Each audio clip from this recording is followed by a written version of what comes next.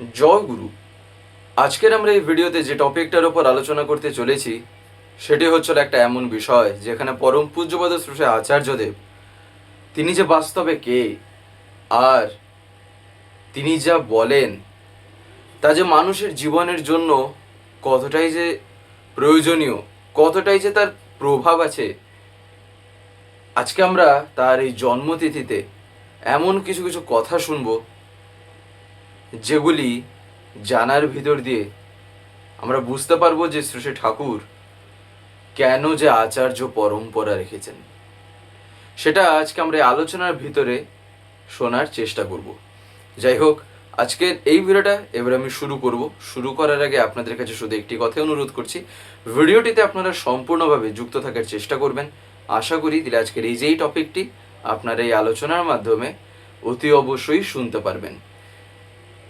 পরম পূজ্যপাদ শ্রী আচার্যদেব যদি তার কথা এখন আমরা শুনি না, ভাবলেই মনে হয় কি বলি আর না বলি। তার কারণ তার সম্বন্ধে যতই বলি খানিকক্ষণ পরেই মনে হয় ওই কথাটা বাদ থেকে গেল, ওই কথাটা একটু বললে ভালো হতো। তার কারণ তিনি এমন একজন যেখানে পূর্ণতা যদি কোথাও প্রকাশ পেয়ে থাকে, কারোর মধ্যে যদি একদম পুরো 100% মানুষের জীবন যেমন হওয়া চাই, জীবনটা যেমন ইষ্টকেন্দ্রিক হওয়া চাই, মানুষের বলতে পারেন ব্যক্তিত্ব কেমন হওয়া চাই, যদি কারোর মধ্যে থেকে থাকে না, তা একমাত্র তিনি। বর্তমান সময়ে যদি কেউ সেরকম থাকেন তা একমাত্র কিন্তু তিনি। এই কারণে আচার্য তিনি, এমনি এমনি আচার্য নন। দেখবেন আমাদের এই যে জীবন, এই জীবনে আমরা যাই করি না কেন, আমাদের সব কিছুর মূলে আমরা কিন্তু প্রতি মুহূর্তে একটা জিনিসের সাথে লড়াই করে চলেছি, প্রতি মুহূর্তে। তা আমরা জেনে থাকি কত আর না জেনে থাকি কত, লড়াই আমাদের অনবরত চলছে সেটার জন্য। তা কি জানেন? তা হচ্ছিল মৃত্যু। একদিন শ্রী শ্রী ঠাকুর বলছেন যে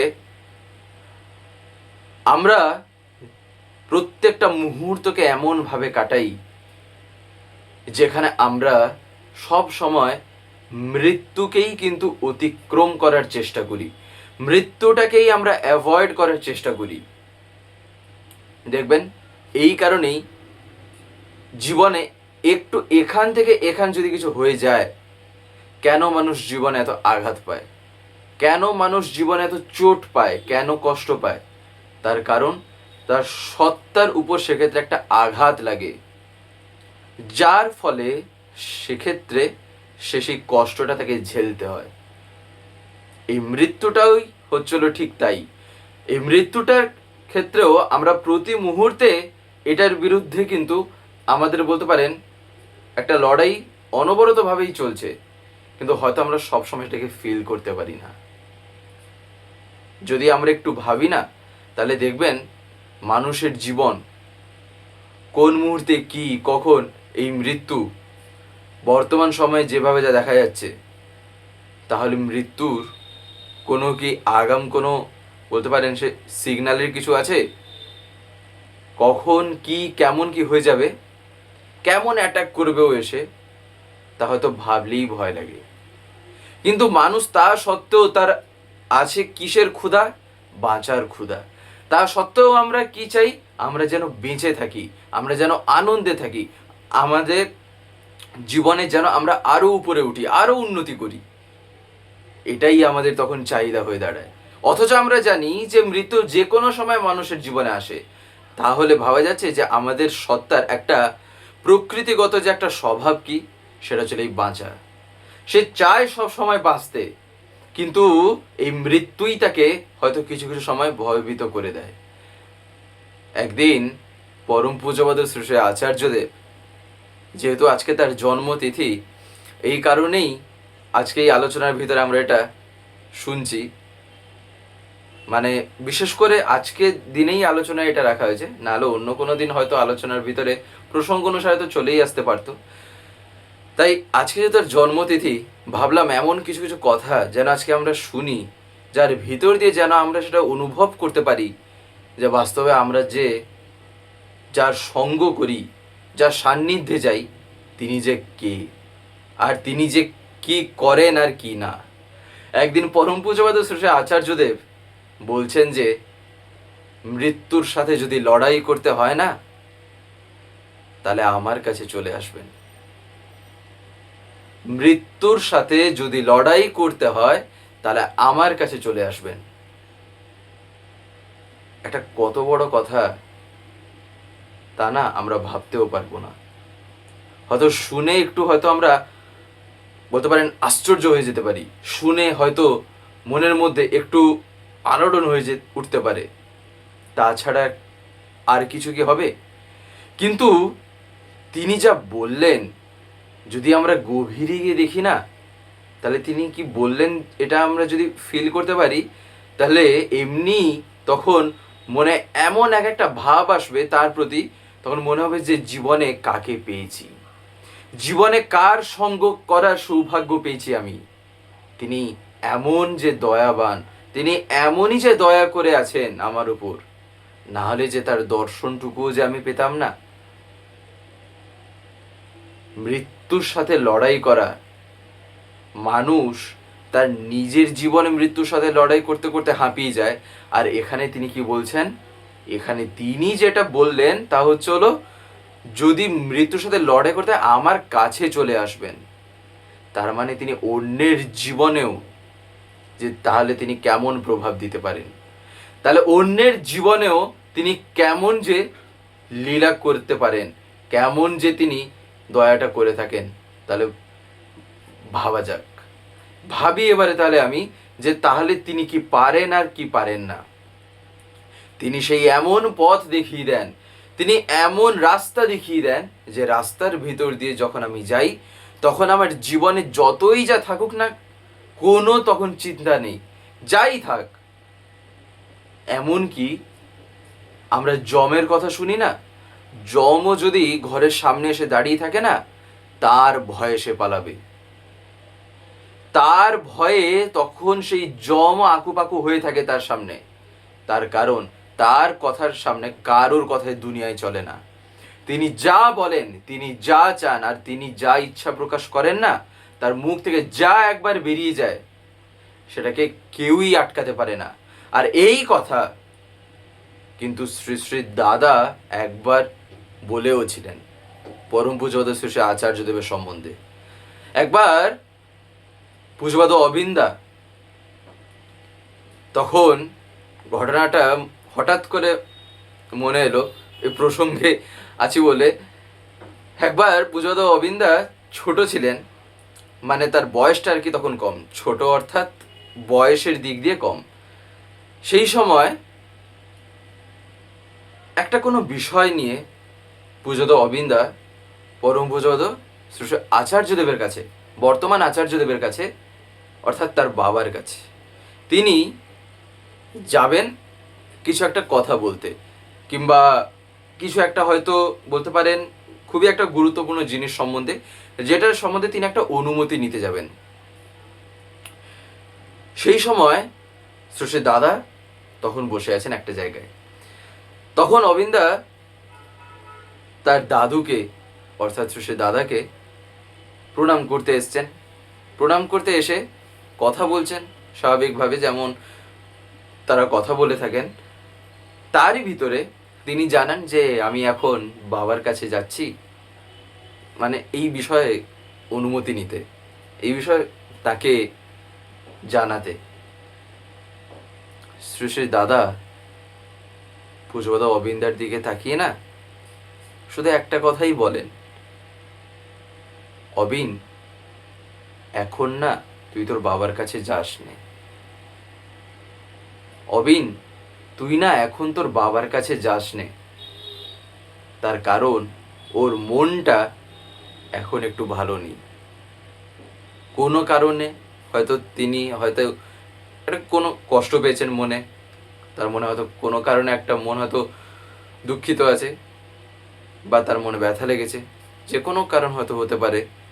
তো সেই কারণে সে দাদা তাকে বলছেন, এখন যদি তুই গিয়ে বলিস না, এখন যদি তুই যাস আর বাবাইয়ের মুখ থেকে যদি একবার সেই বিষয় সম্বন্ধে যদি না বেরিয়ে গেছে তুই যেটার জন্য যাচ্ছিস, তাহলে এই জীবনে সেই কাজটা আর কোনোদিনও কারোর দ্বারা কেউ করতে পারবে না। সেই কাজটা আর জীবনে সাকসেসফুল হবে না যদি তোর বাবার মুখ থেকে ওই কথা একবার বেরিয়ে যায়। এই কারণেই তাকে, এই যে আমরা বলি না, আগে হয়তো বাবাইদা বলে ডাকতাম, বাবাই কথার ভিতরেই একটা কথা আছে, সেটাও দেখবেন অনেক জায়গায় হয়তো আমরা শুনে থাকতে পারি, যে বাক সিদ্ধ। তিনি এমনই বাক সিদ্ধ, তিনি যা বলেন প্রকৃতিও সেক্ষেত্রে বাধ্য হয়ে যায় তার সেই কথা রক্ষা করতে। সেও আপ্রাণ চেষ্টা করে যায়, আর সেও কোনো রকমভাবে সেক্ষেত্রে সে ফেল করে না, সে সেটাকে পরিপূরণ করেই ছাড়ে, প্রকৃতিও সেক্ষেত্রে লেগে পড়ে। তিনি এমনই একজন, আর তিনি এমন যিনি মানুষের জীবনকে পুরো এখান থেকে ওখান করে দিতে পারেন, মানুষের জীবনটাকে পুরো এখান থেকে এখানেও নিয়ে যেতে পারেন। এটাই হলো তার দ্বারা হয়। এবারে মানুষের জীবনে যদি কোনো চাহিদা থাকে, তার আলটিমেটলি সে কি চায়? সে চায় হচ্ছিল তার জীবনই, সে চায় হচ্ছিল সে বাঁচার ক্ষুধাই, তার ইচ্ছাই সেইটা বাঁচবে, আমিও উপভোগ করব, আমিও জীবনে টিকে থাকতে চাই, আমিও আনন্দ করতে চাই সবার মতন। এই কারণে জীবনে যদি তিনি থাকেন না, জীবনে হাজার দুঃখ থাকলেও মনের কোনো এক কোণে দেখবেন আনন্দ উঁকি মারছে, আর সেই আনন্দ তখন তাকে ঘিরেই থাকে, সেই আনন্দটা তখন তাকে ঘিরেই উপস্থিত হয়, যার ফলে হাজার দুঃখ মনে হয় সেক্ষেত্রে আমাকে কাবেজ করতে পারছে না। কোথা থেকে তো আমি একটা আনন্দ পাচ্ছি, আনন্দের একটা সোর্স আমার জীবনে এমন হয়ে আছে যেটা কোনো দিন বন্ধ হবে না, কখনো তা বন্ধ হবে না। তার কারণ আমি হয়তো তাকে কিছু ভুল বুঝে, আমি হয়তো তাকে বৃত্তি প্রবৃত্তির আওতায় পড়ে, মানুষের কথায় পড়ে হয়তো আমি তাকে ছেড়ে দিই, কিন্তু তিনি না, পুরো তাকিয়ে এরকম বসে থাকেন। তিনি আমাকে এতটাই ভালোবাসেন, তিনি আমাকে ভালোবাসেন, তিনি কখনো আমায় ছাড়তে চাননি আর ছাড়েনও নি। কিন্তু আমি বোকার মতন এমন কাজ করেছি, আমি তার দয়াটা জীবনে ধরে রাখতে আর পারিনি। তাই এবারে কি আমি চাই যে আমিও সেই রকম হয়ে উঠি, আমিও তাদের মধ্যে গিয়ে পড়ি? কখনোই চাইবো না। কেন? যে তার জীবন চায়, যে বাস্তবে জীবন চায়, সে কখনো কিন্তু এইরকম কাজ করতেই পারবে না। আর যে করেছে না, যে করেছে, তার জীবনে যে কি ঘটেছে তার হাজারো হাজারো ঘটনা আছে। মানে বলতে পারেন, এসব কথা শুনে হয়তো মনে হতে পারে যে এগুলো হয়তো শুধু বলার জন্য, মানুষকে হয়তো বলে বলে, বা আমরা যারা যারা শুনছি হয়তো শুনে শুনে মনটাকে একটু চাঙ্গা করার জন্য। মোটেই না। শুধু এটা না, এটা হচ্ছিল জীবনের এমন এক একটা কথা যা আমাদের জীবনে জড়িয়ে আছে। এবার এই জড়িয়ে থাকা কথাটা হয়তো আমার কাছে আচ্ছন্ন হয়ে থাকতে পারে বলেই এই কথাগুলি শোনা। হয়তো আমি এটা নাও জেনে থাকতে পারি, হয়তো আমার জীবনে এটাকে আমি হয়তো নাও পালন করে থাকতে পারি, যার ফলে আমরা এই কথাগুলি শুনছি। শ্রী শ্রী ঠাকুর তিনি যখন সশরীরে ছিলেন, বাস্তবে আচার্য পরম্পরা তিনি যে রেখেছেন, আর আমরা যা শুনছি, বিশেষত এই যে মৃত্যু নিয়ে তিনি যে কি যে করে থাকেন, বাস্তবে তাহলে এখান থেকে একটা জিনিসই কিন্তু উঠে আসছে, তা হচ্ছিল তিনি মানুষের জীবনকে না পুরো রচনা করে দিতে পারেন। একটা মানুষের জীবন কেমন হবে তাও না যদি আমি সঁপে দিই তার হাতে, তিনি সেক্ষেত্রে সেটাই করে দেন। শুধু কথা হচ্ছিল সেই সঁপে দেওয়াটা, এখানেই হচ্ছিল এবারে আমি কি চাই আর চাই না। আমি কি চাই সারেন্ডার হতে, আমি কি চাই নিজেকে কমপ্লিটলি সারেন্ডার করে দিতে, নাকি আমি তা চাই না। দেখবেন আবার আমরা এমন হয়তো অনেকেও আছি যেখানে আমরা এটাও বলি আমার ঠাকুরের যা ইচ্ছা তাই হবে, তিনি যা চান যেন সেটাই হয়, আবার এদিকে নিজের ইচ্ছা মতোও চলি। এইটাকে বলা হয় কি জানেন? এইটাকে বলা হয়, ঠাকুর বলছেন, দোপাতে চলা। এইটাই হলো দোপাতে চলার মতন অবস্থা, এদিকেও না ওদিকেও না। দোপাতে চললেই কি হয়, কোন দিন মাঝখানে একেবারে গর্তে গিয়ে পড়বো তার ঠিক ঠিকানা নেই। তার কারণ পা দুটো ক্রমশ তখন এইরকম হয়ে হয়ে জাস্ট কি হচ্ছে, দুদিকেই পাটা এমনভাবে এগোচ্ছে, বডিটা হয়তো মাঝখানে থেকে যাচ্ছে, আর দুটো পা হয়তো দেখা যাবে দুটো নৌকায় এইরকম করে এগিয়ে এগিয়ে যাচ্ছে। সেক্ষেত্রে যে কোনো সময় অ্যাক্সিডেন্টাল কেস। এই কারণে ঠাকুর বারবার বলছেন এই দোপাতে চলা খুবই ভয়ঙ্কর। তাই নিজেকে সম্পূর্ণরূপে যতক্ষণ না আমি সমর্পণ করছি ততক্ষণ পর্যন্ত কিন্তু পরম পিতাকে জীবনে অনুভব করা যায় না। তিনি যে আচার্য পরম্পরাও রেখেছেন না, আমি যাকে বলছি আচার্য, আমি যে বারবার যে বলছি আচার্যদেব আচার্যদেব, বাস্তবে তার কথাও আমার জীবনে আমি তখনই না মানতে পারি, তখনই আমার মানাটা একদম ঠেলা দিয়ে উঠবে যদি আমি তাকে ভালোবেসে, যদি আমার তার প্রতি টান নিয়ে, তিনি ছাড়া আর আমি কিছু বুঝি না, এই রকম যখন একদম আবেগ জাগবে, যে আবেগটা টেম্পোরারি জিনিস যেন না হয়, সে আবেগটা যেন এমনই হয়ে ওঠে যেন তা মনে গিয়ে গেঁথে যায়।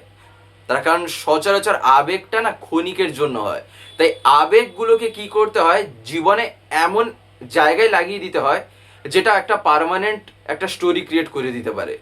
এই কারণেই এমন একটা কিছু করতে হয় না যাতে তাতে একেবারে আমি নিবদ্ধ হয়ে জীবনটাকে পুরো যাতে আমি কাটিয়ে দিই।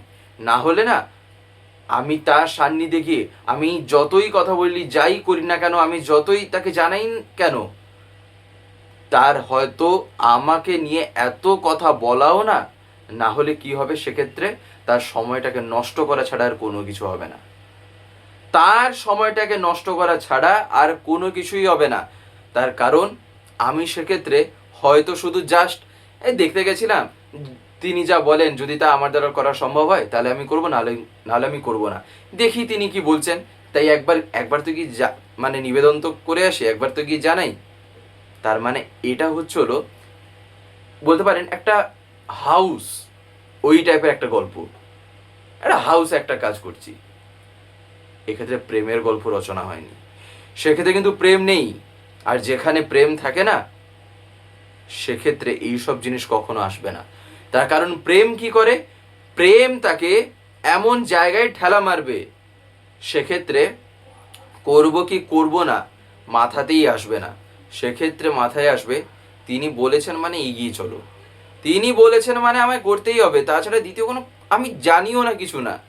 তার কারণ তিনি বলেছেন মানে তিনি কিছু মঙ্গল বোঝেন বলেই তিনি আমার জন্য এটা বলেছেন। এই কারণেই। আর এই যে মৃত্যু, বাস্তবে কেন তিনি এটা বলেছেন, তার কারণ শ্রী শ্রী ঠাকুর না একটা জিনিস বারবার বলতেন। ঠাকুর একটা কথা বলতেন, তা হলো আমি চাই তোমরা সবাই তোমাদের জীবনে পরমায়ু লাভ করো। অর্থাৎ আমাদের জীবন, আমাদের আয়ু যা আছে, ঠাকুর বলছেন যেন তোমরা তা সম্পূর্ণ, অর্থাৎ তোমাদের পরমায়ু পর্যন্ত যেন তোমরা এই জীবনটা কাটিয়ে নিয়ে যাও। আর তা একমাত্র তখনই সম্ভব, এই পরমায়ু তখনই একটা মানুষের জীবনে লাভ হতে পারে যখন সে পরম প্রেমময়কে আঁকড়ে ধরে তার জীবনটাকে কাটায়। আর যখন তার বলে দেওয়া পথগুলি সে যখন জীবনে পালন করে চলে তখনই সম্ভব হয়, তাছাড়া নয়। না হলে তার কথা যদি আমি না মানি না, এরকম অনেক ঘটনা আছে অনেক। আর তার কথা মানলে যে কি হয়, শ্রী ঠাকুর তার সম্পূর্ণ জীবনে দেখবেন, আমরা কি জানি ঠাকুর তার মাকে যে কত ভালোবাসতেন, তার মাকে যে কত ভালোবাসতেন সেটা বলে বোঝানো যাবে না। ঠাকুর এমনি এমনি মাতৃভক্তির কথা এত জোর দিয়ে বলেননি, কিন্তু ঠাকুর একটা সময় তিনি তার মাকে বারণ করেছিলেন আসার জন্য একটা জায়গায়। তার কারণ ঠাকুর মঙ্গল বুঝেছিলেন বলেই ঠাকুর কিন্তু বারণ করেছিলেন। কিন্তু ঠাকুরের মা তিনি কি করেছিলেন, তিনি থাকতে পারেননি বলে তিনি যখন চলে এসছেন ঠাকুরের কাছে, সেই জায়গায় যেখানে ঠাকুর ছিলেন, তখন ঠাকুর দেখেই এত, বলতে পারেন তার মনে ব্যথা লেগেছে, এতটাই কষ্ট হয়েছে। জীবনে কোনো দিন যদি তিনি তার মার উপরে যদি একটু উঁচু গলায় বা যদি একটু জোরে কথা বলে থাকেন না, সে একটা দিনই ছিল যেখানে তিনি মনে এতটাই ব্যথা পেয়ে তিনি তার মাকে খুবই দুঃখ পেয়ে বলেছিলেন, মা তুই কেন এলি, তুই কেন এলি, আমি তোকে এতবার বারণ করা সত্ত্বেও তুই কেন শুনলি না আমার কথাটা। ঠিক তার কিছুদিন পরে কি হয়, শশী ঠাকুরের মা তার কিছুদিন পরেই বলতে পারেন তার তিরোধান হয়। তার কারণ ঠাকুর জানতেন তার মায়ের যে সেক্ষেত্রে এরকম কিছু ঘটতে পারে, তাই তিনি জানান দিয়েছিলেন, তিনি সিগন্যাল দিয়েছিলেন, তিনি সতর্ক করেছিলেন, কিন্তু তা সম্ভব হলো না। ঠিক এখানেই আরেকটা ঘটনা আমাদের জানা দরকার, তার বাবার ঘটনাটা, অর্থাৎ পিতা শিবচন্দ্র চক্রবর্তী। সেটা ছিল তার মায়ের ঘটনা, অর্থাৎ মাতা মনোমোহিনী দেবীর ঘটনা। কিন্তু পিতা শিবচন্দ্র চক্রবর্তী অর্থাৎ তার বাবা, তার ঘটনা যদি আমরা দেখি না, তাহলে এখানেই বোঝা যায় যে ঠাকুর যে বাস্তবে কে, আর তিনি যে আচার্য পরম্পরা রেখেছেন সেখানে কি যে লীলা যে চলছে। তো সে ঠাকুর একদিন তার বাবার কুষ্টি দেখতে গিয়ে দেখতে পান যে, অর্থাৎ ঠাকুর কয়েকজনকে বলেছিলেন তার বাবার কুষ্টিটা দেখার জন্য। তখনকার দিনে খুবই নাম করা কয়েকজন, বলতে পারেন যারা সব কাজ করে থাকেন, তাদেরকে ডাকা হয়েছিল। তো এবারে তার বাবার যখন কুষ্টি দেখা হয়, ঠাকুরের বাবার যখন কুষ্টি দেখা হয়, জানতে পারা যায় কোনো একটা সময় একটা মৃত্যুযোগ আছে। এবারে সেটা যদিও পার পেয়ে যেতে পারে, কিন্তু আরেকটা টাইমিং আছে, এমন একটা যোগ যেটাকে আটকানো মানে একেবারে না, সেখানে মৃত্যুযোগ অবধারিত। ঠাকুরকে যখন বলা হয়, ঠাকুর শুধু শোনেন, কিছু বলেননি। ঠাকুর শুধু ঘাড় নেড়েছিলেন, মানে শুনলেন যে ঠিক আছে, ঠাকুরের মাথায় আছে। যখন দিনটা কাছে আসছে, তখন ঠাকুর তার বাবাকে বলেন, তার বাবার কাছে তিনি অনুরোধ করেন যে বাবা, মায়ের সাথে যদি জীবনে সবচাইতে বেশি সময় কেউ কাটিয়েছে বর্তমানে, তা হচ্ছে তুমি। তাই তুমি যদি দয়া করে আমাদের জন্য মায়ের সম্বন্ধে যদি কিছু কথা একটা জায়গায় যদি লিখে দাও, তাহলে তা আমার জন্য আর আমাদের সবার জন্য একটা পরম একটা প্রাপ্তি হবে। এই বলে ঠাকুরের বাবা তখন বলেছিলেন যে ঠিক আছে। তিনি শুরু করেছিলেন লেখা। দেখবেন এই ঘটনাটা একটা বইতেও আছে, পুরুষোত্তম জননী মাতা মনোমোহিনী দেবী কি এরকম একটা বইয়ের নাম ছিল মেবি, সেখানেই ঘটনাটা আছে। আমি জাস্ট শর্টে ঘটনাটাকে বলছি। তো তারপরে তিনি যে লিখতে শুরু করেন, দিনের পর দিন তিনি লিখে চলেছেন, দিনের পর দিন। সেই লিখতে লিখতে লিখতে লিখতে মৃত্যুযোগের দিনও এসে উপস্থিত হয়। তিনি সেদিনও লিখছেন, সেই যে লিখছেন সেই দিনও কেটে যায়। ঠিক তার কয়েকদিন পরে ঠাকুর আবার তাদেরকে ডাকতে বলেন, তখন তারা আসে। তখন তারা যখন আসেন, ঠাকুর তখন বলছেন, কি মশাই, আপনারা যে বলেছিলেন মৃত্যুযোগ যে অবধারিত, পরম পিতার দয়ায় যে কি না কি হয় তা আমরা কেউই জানি না।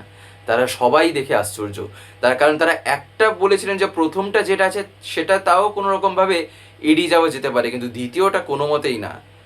ঠাকুর দেখিয়ে দিলেন যে তিনি কি করতে পারেন আর না। যদি তার কথায় জীবন যদি কেউ এগিয়ে নিয়ে গেছে, তাহলে তার জীবনে মৃত্যুও কিছু করতে পারবে না। এই কারণেই আচার্যদেব যে কথা যে বলেছেন না, তিনি জানেন যে তিনি কি পারেন আর পারেন না, তিনি জানেন যে তিনি কি করেন আর করেন না। এবারে কথা ছিল, আমি কি তার এই কথায় আমি কি চলতে রাজি না রাজি না। যাই হোক, আজকের এই ভিডিওটা এবার আমি এখানেই শেষ করবো। শেষ করে আপনাদের কাছে একটি কথা বলবো, যদি আজকের এই ভিডিওটি আপনাদের ভালো লেগে থাকে তাহলে একটি লাইক করে দেবেন, সবার ভিতরে শেয়ার করে দেবেন, কেমন লাগলো নিচে একটি কমেন্টে লিখে জানাবেন। আর যদি চ্যানেলটিকে কোনো সাবস্ক্রাইব করে না থাকেন তাহলে অতি অবশ্যই চ্যানেলটিকে সাবস্ক্রাইব করে পাশে বেল আইকন প্রেস করে অল করে রাখতে একেবারেই ভুলবেন না, আর এরকম বিভিন্ন নতুন এবং ইন্টারেস্টিং ভিডিও সবার আগে পাওয়ার জন্য। জয় গুরু, বন্দে পুরুষোত্তমম।